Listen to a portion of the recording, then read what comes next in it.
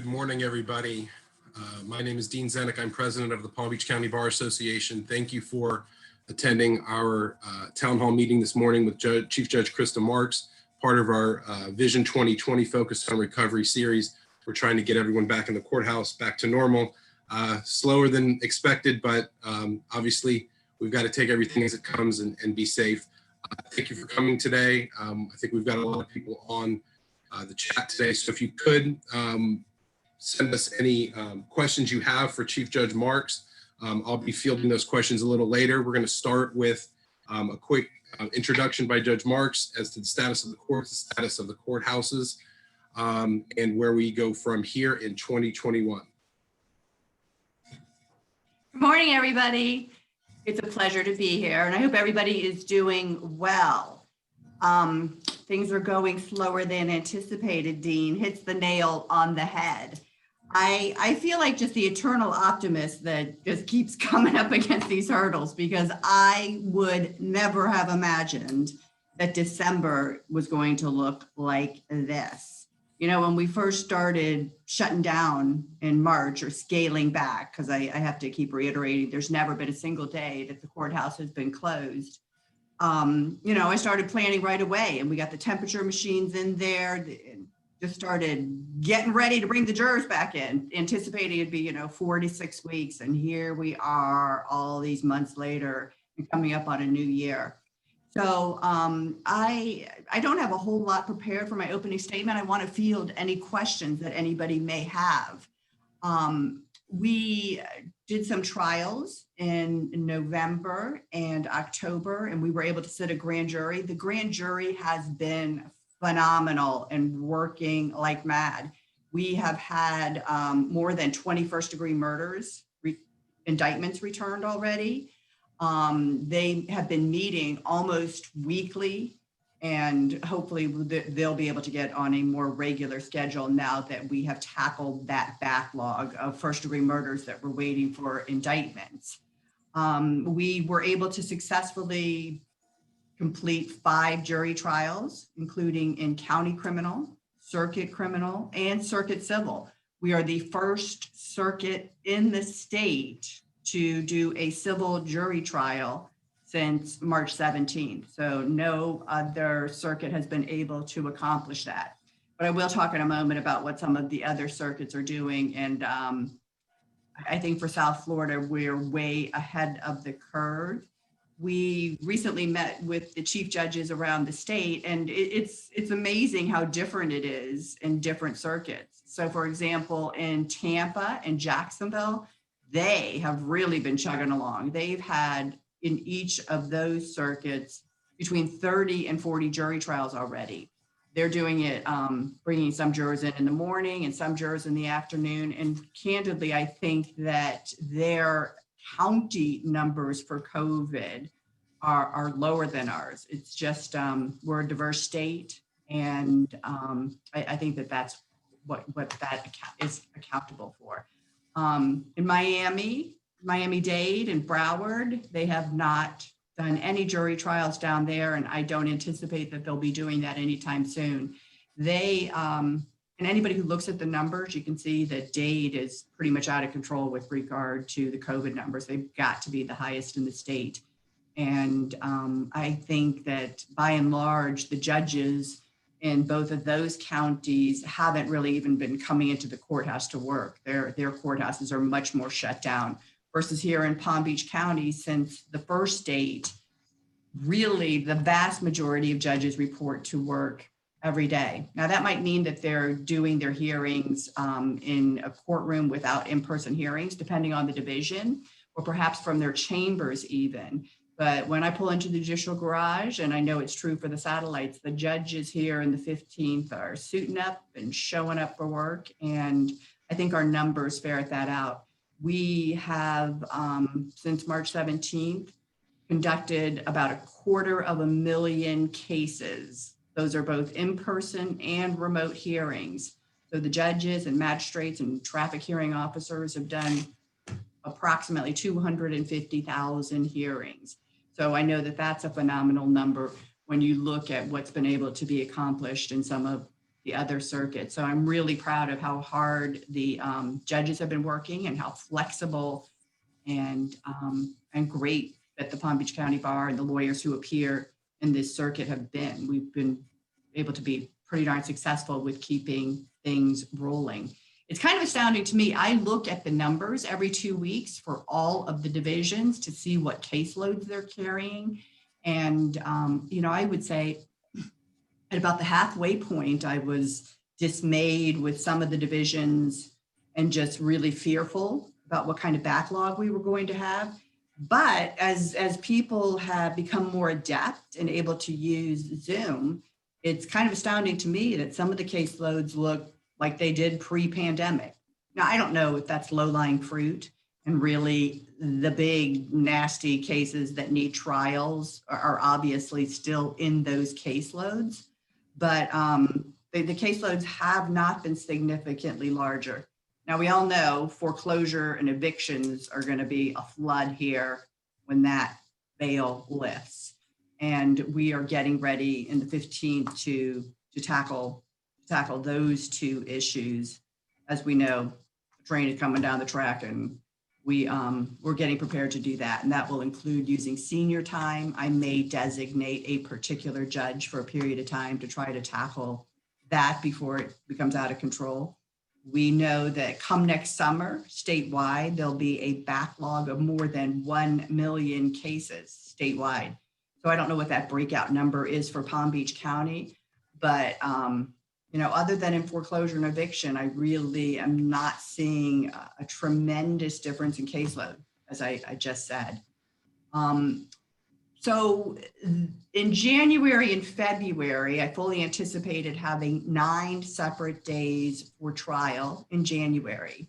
Instead of calling in 1,000 people a day, which is what we did pre-COVID, we're only going to be calling in 600 jurors, and particular dates are designated for particular divisions. So on a particular day, the 7 circuit criminal judges will get together and decide the priority of the cases, and the jurors will be specifically for circuit criminal that day. 2 days after that, it'll be circuit civil. A couple of days later, it'll be the county court that will have the opportunity to use all of the jurors. So, and that's true through February. So in February, we have 9 or 10 separate dates that are designated for particular divisions. And as I was watching the numbers in the last couple of weeks, I was disappointed to see that curve was going up. And so I made the decision to push off the restart of jury trials until January 21st. Now, I think that had a lot to do with the Thanksgiving spike, and I'm hoping we're not going to have a Christmas spike, but I'm just going to have to keep an eye on it. And so now, instead of 9 separate dates in January, there are 3 designated dates, and that's the 21st, the 26th, and the 28th, with each of those days designated to either county court, circuit criminal, or circuit civil. I feel that it's important to give all of the divisions an opportunity to try cases. So that's why we came up with this schedule, to make sure that every lawyer has the opportunity to start teeing up trials that have been lingering and waiting to get a date. So we'll see if I'm able to get those jurors in here in January. Started off telling you I'm an eternal optimist, and I am optimistic that is what's going to happen.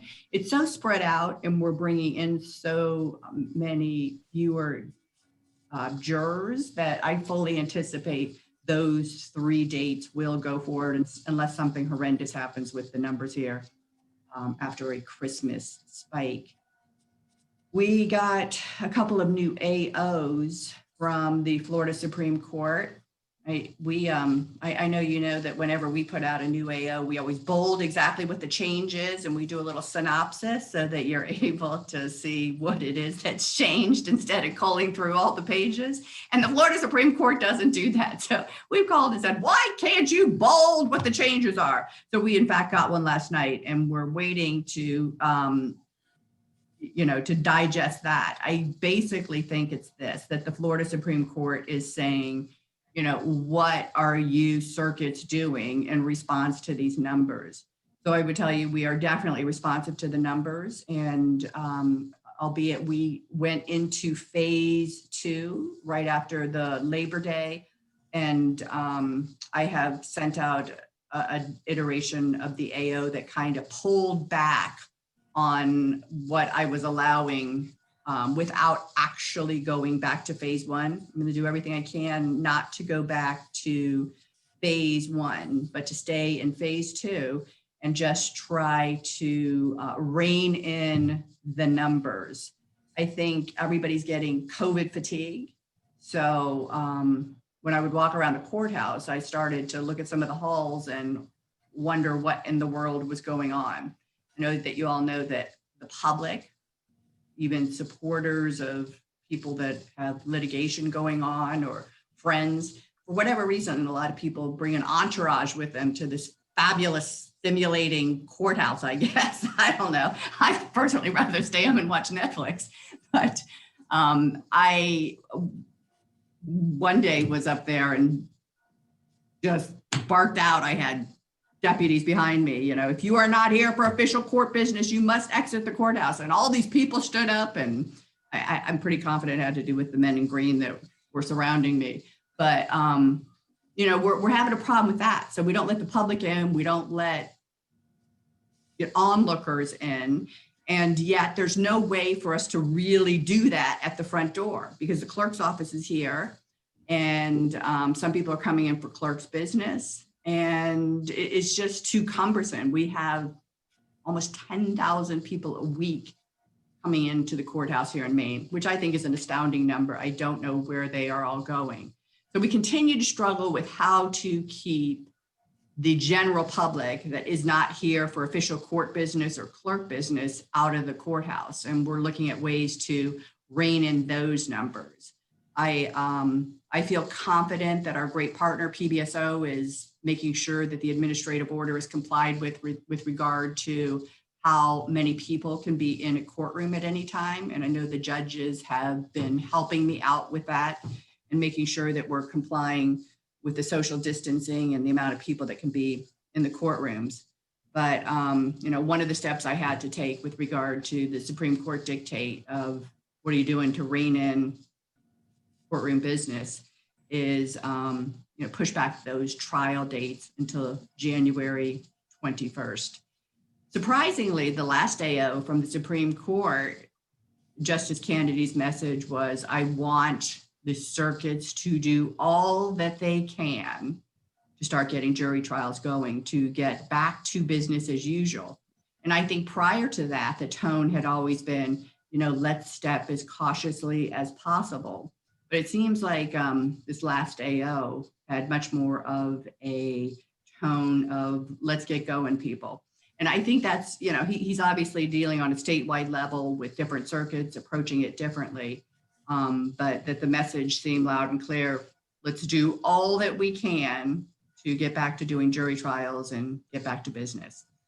So that's kind of what's going on. We've got a few changes that are coming up. We're going to go to static Zoom links in many of the divisions. There's some judges who won't be using a static Zoom link, that they'll continue with the way that they have been doing it.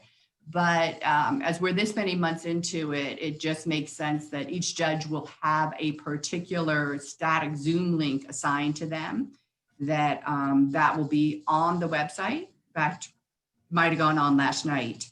So that will facilitate individuals, instead of having to figure out each different hearing, what the Zoom number is and so forth, there'll be a designated static Zoom link to the majority of judges. And, we're dealing with all sorts of things like quarantine defendants and not bringing them over to the courthouse. And there's all sorts of issues with that with regard to bond hearings and so forth. So it's an ongoing process of just making sure our top priority is to keep everybody safe and to get as much done as we possibly can. So I'm happy to field any questions that any of you might have.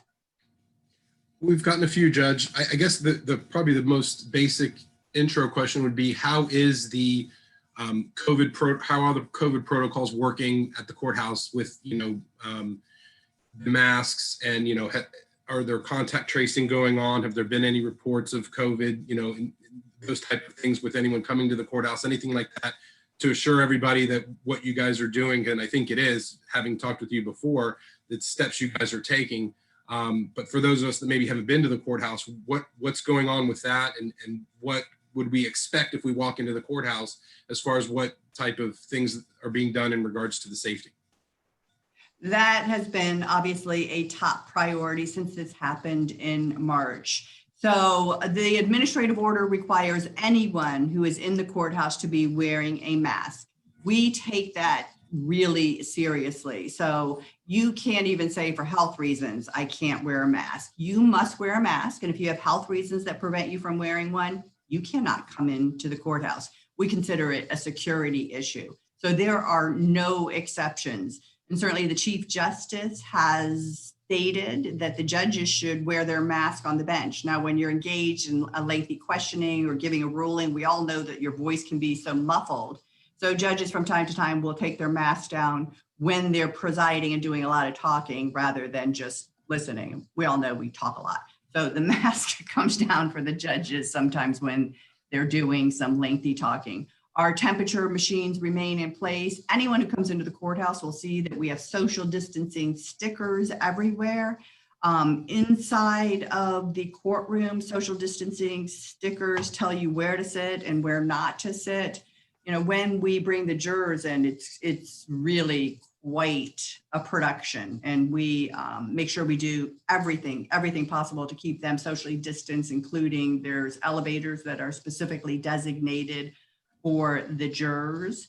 And we have machines in the jury rooms that are circulating the air to make sure that they're as safe as they possibly can be. So that is our top priority. And as far as contact tracing, we have a master list. Anytime we are notified that anyone in the courthouse tested positive or was exposed to someone with COVID. So we have a partner agreement with the clerk, the public defender, the state attorney, and the sheriff's office that we are immediately notified. And here in court administration, we keep a long contact list, including we wait to see what their results are. Those results are shared. And so we then immediately, you fill out a checklist of when you were last in the courthouse, when you had symptoms, who you had contact with. We contact all of those people, and we shoot out an all CAD when in fact someone has tested positive, meaning everyone is notified, just to ensure that the individual who does test positive didn't forget somebody they might have had a chance encounter with. We've been wildly lucky. Our numbers are extremely low for people testing positive. I know we all saw on the front page that melodramatic headline about my husband and I testing positive, and I was so bummed out. He's been negative for quite a few days longer than me, so I'm confident he infected me. But we were so fortunate, and I don't want to remotely be smug about it, because I know any random person could get this virus, and it could not go. It might not go as well as it has for us. I would say, we've had colds that were worse. The worst part is, you're on house arrest. I have a newfound empathy for people who are on house arrest. I never thought I'd miss going to public so much, but I'm glad to have it behind us and to have the antibodies. And, we've really been very fortunate because of all of the procedures we have in place with regard to COVID in the courthouse. Great, thank you, Judge. I guess the next question would be, now that the first round of the pilot jury trials completed, and I actually saw a couple of them, not here and there, I was popping in back and forth. were there any, has there been a debriefing? What's been learned? What are we going to use moving forward as far as, what can we learn for the coming years to how to do things better and safer and all of that? Yes, in fact, we had a full court and each of the judges had a list of recommendations for things that they learned, and it was different in every courtroom. So, just things you might not have considered. Some of the judges said, what are we going to do about lunch? Are we going to send them out to Clematis Street and see them in an hour? Are we going to provide them lunch? During the little 15-minute breaks, how are we going to do that? So judges are going to handle it differently. So in some instances, the jurors will remain in the courtroom and all other parties will leave so that they'll have that additional space. So we did a debriefing and made sure that all the judges took into consideration each of the different issues. For example, there's a new round of motions with regard to attorneys requesting that all witnesses remove their masks for the entirety of their testimony. We do have plexiglass, three-sided plexiglass that's installed in all the trial courtrooms are going to be, and before we start up this new round of trials. So certainly in the criminal arena, the right to confrontation should include being able to see the witness. So, same for jurors. There were a lot of attorneys who wanted to make sure that when a particular juror was being questioned, that their mask was removed. And candidly, some judges were not comfortable with that, to which I responded, well, you got to rule on the motion. And I think, you're kind of building in an appellate issue if you don't allow the witness at a minimum to remove their mask. So I have given every judge the option of not participating in, as we tee up these jury trials, if there's any judge who isn't comfortable with the social distancing or the witnesses and jurors removing their mask when they're speaking, then they don't have to participate. And that will be entirely up to the individual judge. I think what we really, really found is that it's same as it ever was. You start calling up jury trials. In some of the divisions, they were calling up, 20 trials, and they, like a magician's trick, would just disappear, whether they settled, and a lot of them did, or continued. We had a couple of dates where we had jurors ready to rock and roll, and all of the trials settled or continued up to and including at the last minute, which I found very frustrating because no matter what everybody says, it isn't the same as it ever was. And, we've gone through all these machinations and these great lengths to bring in jurors. So it was disheartening that on a couple occasions, jurors are coming up in their designated elevators and the cases would settle. But listen, I don't think there's anything we're ever going to do about that. The way it's always going to be, right? So, each time we do it, we learn something new. And that was the goal. So the next round of trials you said are going to be the 21st, 26th, and 28th. Are they going to be against shorter trials? They are going to be, certainly less than a week. So what I do anticipate doing starting mid-February is on Fridays, designating a particular trial for just that panel. So a circuit civil judge, for example, would say, I need a veneer of 60, 70 people, and I have a 2 or 3 week trial that needs to go. And we would bring in jurors just for that trial, and it would occur only on Friday. So we wouldn't be doing a lot of shucking and jiving and sending other jurors elsewhere. And the circuit civil judges, at least, will go down to the jury room with the attorneys and conduct the voir dire down there in that much larger space. So, if we don't see a terrible spike here post-Christmas, post-New Year's, then I fully anticipate starting mid-February, starting to do that on Fridays, because we all know those are the cases that really need to go, not the, garden variety. I know that every case is special, but, I know that some of the lengthier trials are really anxious to get going, and I want to see that happen. I know in Tampa, they've already done three first-degree murders. So, my competitive spirit is like, we got to get going here too. But again, got to keep everybody safe first. Understood, Judge. So I'm assuming if everything goes well in mid-February, then and the numbers stay low, we hope to start having more longer trials as the spring progresses into summer. I sure hope so. I mean, I anticipate by the end of February that there'll be 2 Fridays that I can start bringing in larger panels. And then come March, if we are looking good, we'll be bringing jurors in most days of the week. So not 1,000 like we were, but you have to take that with a grain of salt, knowing that I'm the eternal optimist. But I'm hoping come February that we'll be more situated like in Tampa and Jacksonville, which are similarly large jurisdictions like us. And, we'll hopefully by summertime be ready to segue back into business as usual, whatever that means.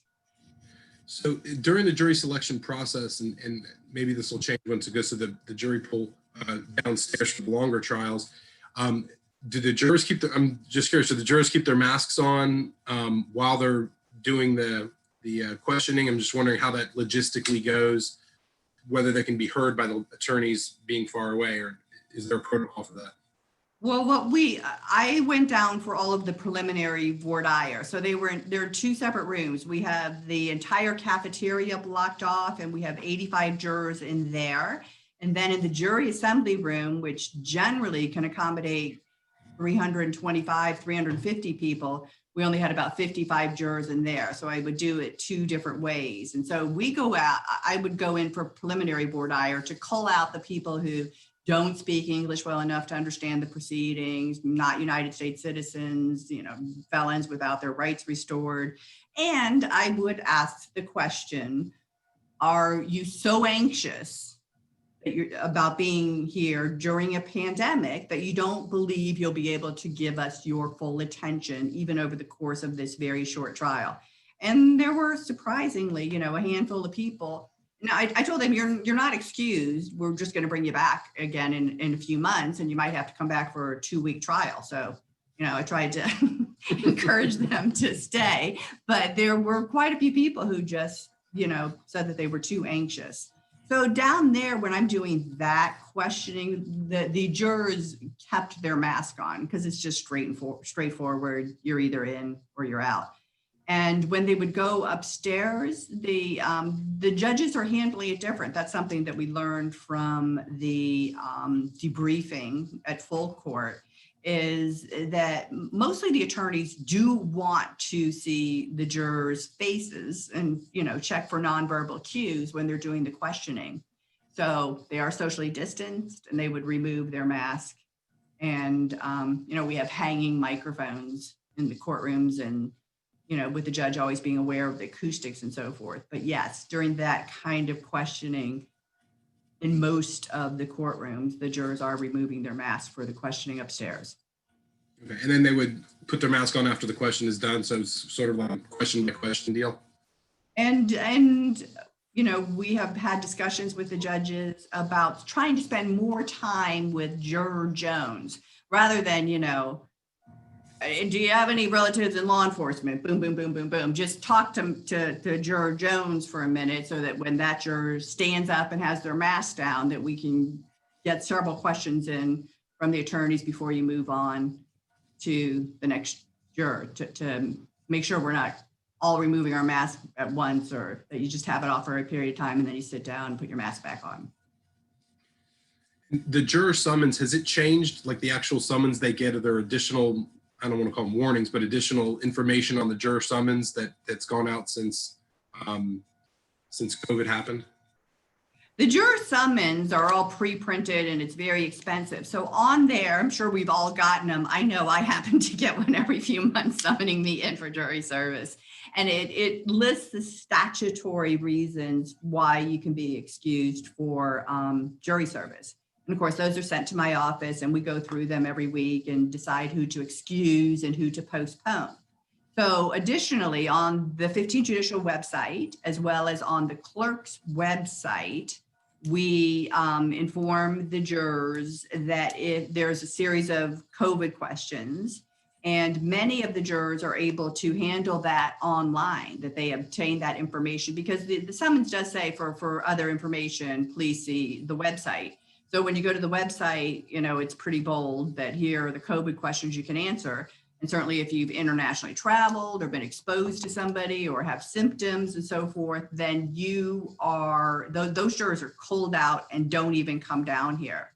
So on each occasion, and I would say we brought jurors in 6 or 7 times in October and November, there would be about we have a crew outside that is then asking those COVID questions again for the individuals who were not able to do so online.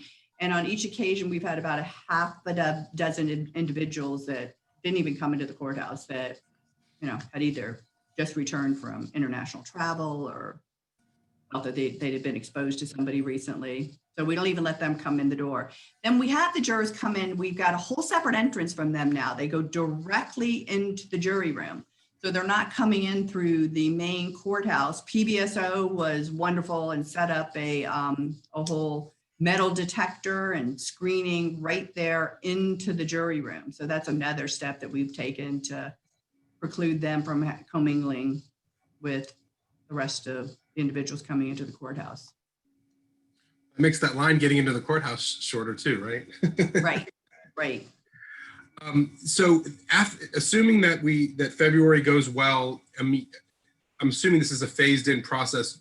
If February goes well, is there another step before we go back to full, you know, jury trials? We're just trying to get an idea of what the protocol is going to be and the timing of it, assuming everything goes well, and get your crystal ball up. Well, we saw in that most recent AO from the Florida Supreme Court that we cannot go into phase 3 until vaccines are pretty readily available throughout the community. Please define readily available throughout the community. So we'll see what that ends up being defined as.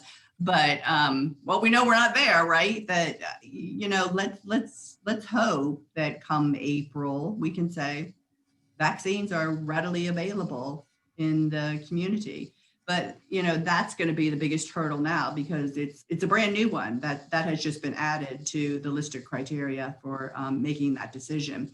So I kind of think phase 2 is going to kind of waver and vacillate all over the place, as it just did. You know, I had to rein in the numbers and make a few decisions to scale back. And I've got to report that to the Florida Supreme Court. What have I done in response to this whole formula? And, you know, we monitor it every day. And so when the numbers are ticking up, like we saw here after Thanksgiving, then it's incumbent upon me to not only scale back a little, with hopefully not ever having to go back to phase 1 where we were barely having in-person hearings. And so I think, you know, it'll look like that when the numbers ease up too, that I'll be able to ease up the restrictions. I have a non-COVID related question. Are you excited? Oh, I am. So with the retirement of Sharon Bach, are there any plans, you know, for transition? You know, should we expect any changes? How's all that going to work come the new year? You know, I will be meeting with Clerk Abruzzo next week. Actually, we had a meeting set up that we had to reschedule, and I know that he is making some changes in the office, but no, I don't anticipate that there's going to be any major changes that will impact the bar or how we practice. Not that I know of anyway. And this is a criminal question. You touched on this earlier that quarantined defendants are not brought into the courthouse, correct? Correct. Okay, so, and I don't even know this protocol, but and we have the prison versus the jail, but let's just assume gun club right now. How often are they testing to where they know whether or not the inmates are positive, and so that whether they're coming into the courthouse with COVID or not? Well, there are quarantine defendants, and so since the beginning of just days into it or weeks into it, we were always notified of a list of quarantine defendants. Now, it didn't even necessarily mean that they were quarantined for COVID. You start getting into those issues of, can you say inmate Smith has COVID? And it's the sheriff's position that you can't. So we just get a list of, they could be quarantined for some other reason. We get a list of those inmates. But what has become a brand new issue in the last couple of weeks is that the sheriff received a dictate from the governor, not just our sheriff, but in order to keep all inmates safe, anyone who is arrested is held on pre-house quarantine for 14 days. So it's called pre-house because you are not allowed to see other quarantined individuals, nor the rest of the inmate population. You're not allowed into general population. They are segregated by themselves. So we were getting into a problem where every day about 10 of those new inmates were being shuffled down here to the courthouse, whether it be for bond hearings or next day returns on violations of probation and so forth. And then the sheriff's office was having to make individual trips with each of those pre-house quarantine defendants. And, in my opinion, risking the safety of the people who were doing the transport, and they're coming up in the elevators where the inmates that we know are not infected are using and coming into our courtrooms and so forth. So in my last AO, I, in agreement with the Palm Beach County Sheriff's Office, prohibited the transport of any pre-house quarantine defendants. But we've now worked out a procedure because it did present problems. Maybe the individual needs a bond hearing and it's not fair that they should have to wait 14 days. So we have a Zoom room out at the jail, and we've got a particular schedule so that pre-house quarantine defendants can still have a bond hearing. And we ran into an issue where some of those individuals maybe had worked out a time served plea, maybe they were picked up for a misdemeanor and it was a time served. So the gun club judges, Boris and Johnson, as well as Sherry Collins out in Belle Glade, are handling all of those time served matters that fall within that 14-day quarantine. It's just like a moving target. Every time you turn around, there's a new issue, but that was a big one. And some valid concerns were raised by the defense with regard to, we can't just not have any hearings on those pre-house quarantine individuals for 14 days. Thank you, Judge. Speaking of Belle Glade and the other satellite courthouses, are you seeing any different issues with the satellite courthouses versus the main courthouse, or is everything kind of uniform in that regard? Well, certain, some of the satellites deal with bigger dockets, particularly in the county court with regard to traffic and pretrials and things of that nature. So sometimes the numbers for how many people can be in a particular courtroom are slightly larger, as are the courtrooms in the satellite divisions. But, the issues are kind of the same everywhere, making sure that it's incumbent upon the judge and the deputy that whatever those numbers are for how many people can be in a courtroom, the deputies are doing a head count. And just as we've gone along, the judges and the deputies have been great at making sure that we're staying within the confines of what's dictated by the administrative order. But I think one of the problems is with those really large dockets, it gets back to this, people who bring their entourage, the looky-loos, people that just come down here because they're bored and they want to see what's going on at the courthouse. So I am definitely finding that to be a problem, not just here at Maine, but everywhere. The people who are in the courthouse without any official business. Okay, thank you, Judge. And bring your entourage, people. Don't bring your entourage. We'll put that in the next bulletin.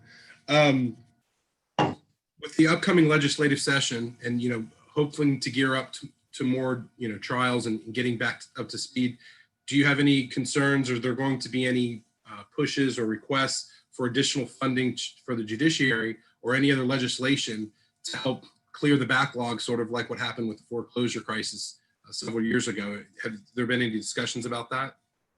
I mean, those are things that are talked about all the time. And obviously the trial courts budget commission is looking at all those issues and trying to figure out how we're going to deal with this backlog, and whether each and every year they go through a process to certify which circuits will get more circuit judges or county judges, but nothing, definitive has happened. I can tell you it's an ongoing struggle all the time. And certainly it'll be exacerbated by the fact that we're going to be facing, this kind of glut. One thing I will say, and I think it's true, we have quite a few senior days that are designated to each circuit. Some of that has to do with budget, that it's a better utilization of taxpayers' money to bring senior judges in on a need-be basis, rather than certifying a whole new circuit judge position and the salary and benefits that go along with that. And during this time, certainly here on the 15th, I have not been bringing senior judges in because they're, more vulnerable based on their age and so forth. And frankly, we haven't been in trial, so there hasn't been as much of a demand for the senior judges. So when we get things calm down, we do have that wonderful reserve and resource of senior judges. And I just got a letter that Judge Oftedal is certified again and will be joining our senior judge team. So we're looking forward to that. Okay. Well, you haven't heard of any COVID relief package for the judiciary coming down the pipe in the legislature, I'm assuming, right? I mean, we got CARES Act dollars, and we were able to use things to get air purifiers and to make sure that we have hand sanitizer and mask, and most of the CARES dollars come through the county. So the funding is different for all sorts of things, whether it comes directly to us from Tallahassee to the courts, or whether we, there's different silos that we have to look to, and the county helps us out with other particular things. But no, we're not hearing about any great boon that's gonna be coming our way. We're waiting to hear. So the courts have asked the legislature for $12.5 million. And we'll see if they give that to the courts. Call your representative, right? Yeah.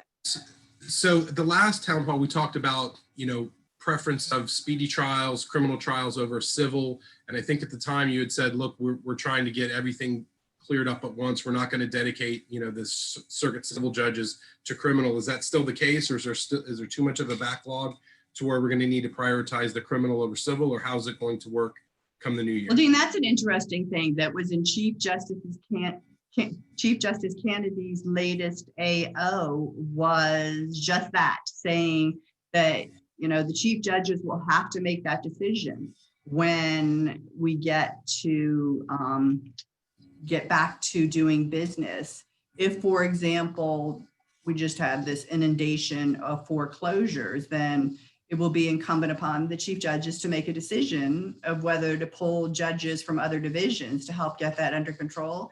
Like I said, I think we're going to have it under control here in the 15th. I don't anticipate that I would be taking, a family judge or a juvenile judge to come help out in criminal, because, I keep coming back to this. So, we have 13 criminal judges. Do we really think all 13 of them are going to be in trial on any given day, anytime soon? I don't think so. So I don't think that's going to happen here in a large circuit. So maybe in some of the smaller circuits, or they might have that kind of problem, where they're going to have to pull judges from other divisions. But I don't anticipate in Palm Beach County that we'll have to pull judges or shut down divisions to come pitch in for other divisions. Thank you, Judge. And for everybody out there, if you have any questions, please post them. We've got a few minutes left and a few questions left, but I can probably get a question in. So please click the Q&A and send me a question, although it looks like someone just sent one. Here's one. Are the judges moving cases that were missed due to COVID and putting them ahead of cases that are set in the next few months? Or is that going to be up to the individual judges, et cetera? I mean, I think it will be up to the individual judge. Certainly, I think the judges are encouraging this. Listen, if you have motions or things that need to be heard before you get ready to say, I'm ready to go to trial, hurry, because we're going to get going here on jury trials. And that is one thing that I anticipate is once we start up with jury trials and people are calling and saying, I need 4 or 5 hours or a half a day for a motion, it's going to be much harder to get that time than it is now, while we're still kind of in this lull, particularly for January and really even in February, because, for example, Circuit Civil only has 2 or 3 designated days in February for trials. So that would be my big word of advice is, brush all those cases off and make sure they're really ready for trial, because you could get called to a courtroom soon. Speaking of that, and I wanted to kind of circle back to the January trials, because I was trying to write it down while you were talking, and I couldn't write fast enough. So there's going to be 3 dates, you said, right? The 21st, the 26th, and the 28th? The 21st is designated for county court, all of the county court judges. The 26th is circuit criminal, and Thursday, the 28th is circuit civil. So all of on the 28th, for example, the circuit civil judges, the 11 of them will get together with the administrative judge, Judge Kelly, and the administrative judges in each division will decide the priority for the number 1 trial is going to be X. And that formula, I'm sure, will have to do with the age of the case, how many jurors are requested, how long it will take to try. And so the administrative judge will then send to me the priority list. So the first panel will go to Judge A, the second panel will go to, and, I think on any given day, we could get as many as 5 jury trials going. So, after that, they'll have to roll them to their next designated date. Do you have another date in mind or not for the next? Yeah, the next one would be Tuesday, February 2nd. So yeah, it's on the website. It's on the 15th Judicial website, all the trial dates and what division they're designated for. So let's see, 1, 2, 3, 4, 5, 6, 7, 8. There's 9 days in February designated for particular divisions. So certainly if we don't get to you, for example, in Circuit Civil on the 28th, then you could still be queued up for trial again on the next date, which would be February 9th. Great. And I will say this. So while we're not going to be saying, criminal, circuit judges, civil judges, you go help the criminal judges. What I have definitely said to the judges, and that they're all on the same page, is this. So say in circuit civil, there are 5 trials that are ready to go. It doesn't matter what division they come from. All the circuit civil judges will be ready to jump in and get that case tried. So if one judge, Judge Marx has 3 trials that are going, there'll be other circuit civil judges who will jump in and try number 2 and number 3. It sounds like you have a very good process down, so let's just hope the numbers stay where they are. In regard to Zoom, obviously, we talked about this at the last town hall. Zoom's here to stay probably forever, and we realized that we can actually do a lot more on Zoom than we thought we could. You talked about the static Zoom links that are coming down the pike. Have you heard of any additional improvements or advancements in Zoom or the online video conference portal that will assist with either doing trials or hearings better out of Zoom? I know that we've got the online exhibit portal, I think, for that. I haven't used it yet. One of my partners did, but are there any upcoming improvements or enhancements that we can look forward to make it even easier to use? I think that evidence portal is going to be great. And I know many judges have already been utilizing it and are having great success with that. I think the static Zoom line is going to help facilitate, just any confusion with regard to what's my meeting number and what's my passcode for today. In the beginning, we were concerned about Zoom bombers. And I guess we've just been doing this for so long, maybe the Zoom bombers have moved on to something more exciting than watching pretrial hearings.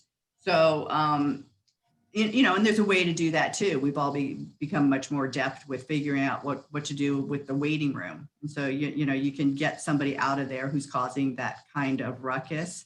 Yeah, I think Zoom is here to stay, and there's probably, for a long time to come, that many of these hearings will continue to be done via Zoom.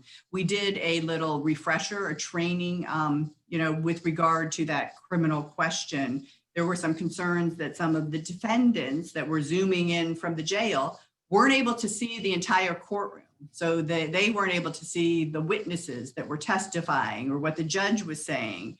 And so we did a refresher for the judges with regard to, there's a webcam on every computer and how that should be positioned. And so our IT just circulated this year and went to all the courtrooms to make sure that, that there's training involved, so that when you are Zooming, you have more of a courtroom feel and you can see and watch what the attorneys are doing and make sure that the person on Zoom can see the witness testifying and the judge, what they're saying. So, we're improving all the time and making sure it's like a full courtroom experience for everyone. So how many of the courtrooms are set up like that with multiple cameras? All of the trial courtrooms. Okay, wow. So are the trials in January and February, are those also going to be on Zoom to watch like the first set were, or was that just the pilot program? No, I anticipate we'll continue to live stream, certainly for the January trials. I don't know, as we move back into regular business, and Monday we have 5 trials and Tuesday we have 5 trials. Are we going to live stream all of those come May? I don't know. It's too soon to tell. But certainly for the foreseeable future, we were really excited and pleased to see how many people showed up to see the live stream trials. It was, hundreds and hundreds of people were watching what was going on. I doubt they watched every second of that scintillating trials, but hundreds of people tuned in at least for a little bit to watch some of the action. So there's a keen interest for it. And I think, like you said, a lot of people haven't even come back into the courtroom. So I think it's really cool way for them to see, wow, look at all that plexiglass, and oh, the witness does take their mask down, and look at that social distancing. So I think it's a great way for people to see all the precautions we're taking. We have a question about, I guess, swearing in of a witness via Zoom. Does that need to be done can that be done over audio? I mean, sometimes people can't, I guess the video goes out or they're on their phone. Have you ever had an instance where people are sworn in via Zoom with just audio, or we actually need to see the person? Well, again, that's up to each individual judge. And we know that the AO loosened up on the rule with regard to that, and how long that's going to be in place, I can't say. But, so much of this is just up to the individual judge with regard to what they will or will not allow. We all know that, right? You could get a ruling in courtroom A that goes one way, and the next day the judge in the next courtroom doesn't see it quite the same way. So that's really up to the discretion of each of the presiding judges. Yeah, because I know we had discussed previously. Within the kinds of the rule, Right. I know we had discussed previously, whether, I know some judges will say, I want you to take your laptop and spin it around. I want to see if anybody else is in the room with you. Some judges don't ask those questions, and, you can maybe potentially have somebody behind the camera doing things, and obviously we obviously don't want that to happen. So, but I believe you said before that was an individual judge situation, and I guess that remains the same. Like some judges might get mad when you don't wear a tie, and some don't care as long as you just don't show up with your bathing suit on. So, Exactly. We try to be as consistent and uniform as we can, but, different judges have different rules, and, they're independent constitutional officers. So there's only so much that we can make suggestions, and we all try to be as uniform and consistent as possible, but there'll be variances. Understood. I still saw people on Zoom that are wearing things that that is what it is. Everyone's different. I guess it's up to the judge. So I guess we're getting close to the end. We're getting close to the end. If anyone has a last minute question, please pose it. But my question to you is, we'll end it sort of on a hopefully a light note. Do you have any funny Zoom hearing stories or depot stories or something Zoom that you may be able to communicate that you've seen lately or anything like that that's happened that was maybe gave you a little chuckle? I think we've all heard the funny Zoom stories, right? And most of them aren't for this G-rated audience. So it is astounding, isn't it? I mean, I was talking to Kara Rockenbach the other day about professionalism and this time of Zoom. And it is astounding that, you know, when people are in their home environment or when they're not actually coming to court, the way that they dress differently or address people differently. So, you know, I think that that's the biggest shocker is that just in that more relaxed atmosphere, people refer to each other by first name or, you know, talk more freely to each other rather than to the court. And, but I also think that we're seeing as we go on that people are starting to understand, oh, this is how we're going to do it. And I've seen an uptick in that kind of professionalism. So that's a good thing. There's been some crazy stories. We all know them, right? People getting dressed while their camera's on. Well, yeah, we're having the audio on when they thought it was off, but. Right.